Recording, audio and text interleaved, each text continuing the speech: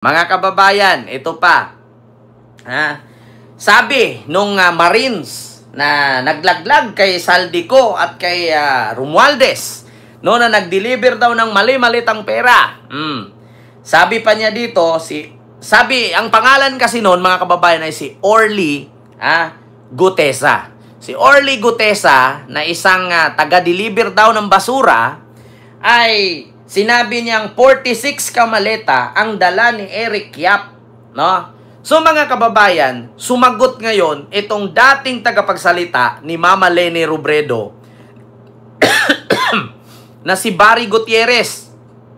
Ano ang sabi? Mga kababayan, ito na. Naku po, patay. Sasabit ito Ito ang sabi. Ang sabi niya dito, si Eric Yap daw, mga kababayan, ay isang ehemplo na nagbibit-bit daw ng 46 kamaleta na may lamang sandamakmak na pera. Sabi kanina, si Eric Yap. No, si Eric Yap po ay ang dati, no, na membro ng AXIS ng mga tulpo. O si Eric Yap po, kung naalala nyo, taga Baguio yata yan, isang congressman.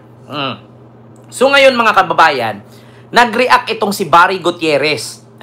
Yung dating tagapagsalita ni Mama Leni Robredo, si Attorney Barry Gutierrez. Ang sabi niya, dito sa Pilipinas Today, Senate Blue Ribbon Committee hearing ngayong Huwebes, September 25, ibinunyag ni Orly Gutesa, dati umanong security aide ni Ako Bicol Representative Saldico, na nasa 2.2 billion ang pinakamalaking na i-deliver niya kay Ko.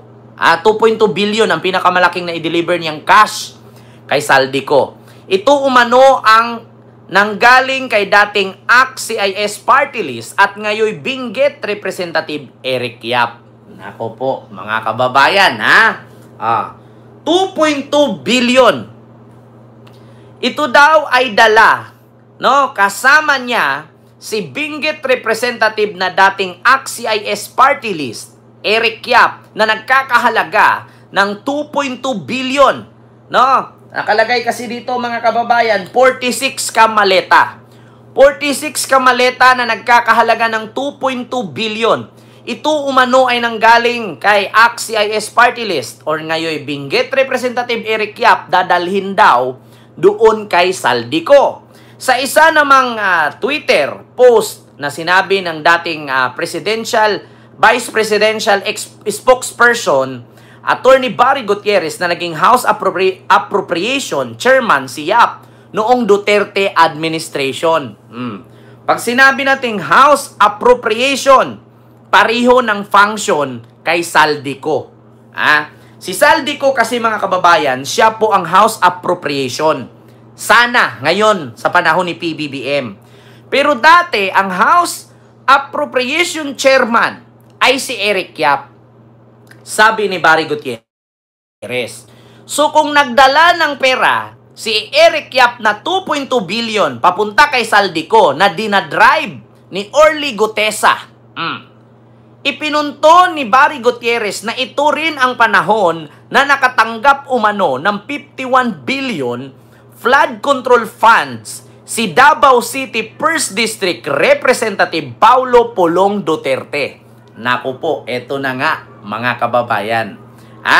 Kung sa panahon ni Eric Yap na dating AXIS representative, si Eric Yap daw ang isang House Appropriation Chairman noong 2022 hanggang 2021. Ngayon, ito din daw yung period or time na nakatanggap din di umano ng 51 billion flood control project funds si Davao City 1st District Representative Pulong Duterte.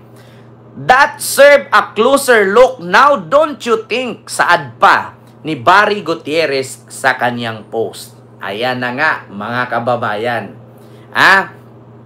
Kung bit-bit ni Eric Yap ay 2.2 billion para dalhin kay Saldico at kasama itong si Orly Gutesa. Nag-react ngayon Si Attorney Barry Gutierrez. Ang isang ehemplo na nagdala ng pera ay si Congressman Eric Yap ng ACT-CIS Party List na 46 na maleta ang dala niya na nagkakalaman ng 2.2 billion. So sumagot ngayon si Attorney Barry Gutierrez. Si Yap ay isang House Appropriation Chairman noong 2020 hanggang 2022. The same period that Representative Pulong Duterte received 51 billion in flood control project funds. Nako po, mga kababayan. So may possibility kaya mga kababayan na ang pagtanggap ng 2.2 billion ni Saldico ay tumanggap din si Pulong ng 51 billion? Nako po, sasabit si Pulong dito. Mga kababayan, nagtatanong lang. Nagtatanong lang, mga kababayan. Diyos mio, Marimar. Halaka, Diyos ko po. Diyos ko po, Marimar. Diyos ko po, Diyos ko po. Diyos ko po, Marimar, sasabit naman si Pulong dito.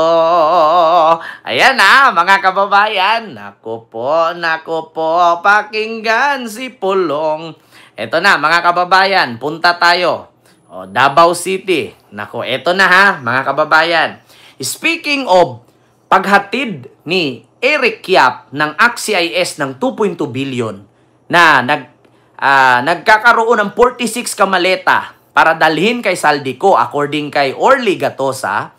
Ito naman mga kababayan, ang NBI Region 11 nag-umpisa nang nag-imbestiga sa mga flood control project sa Davao Region. Naku po, mga kababayan, eto na.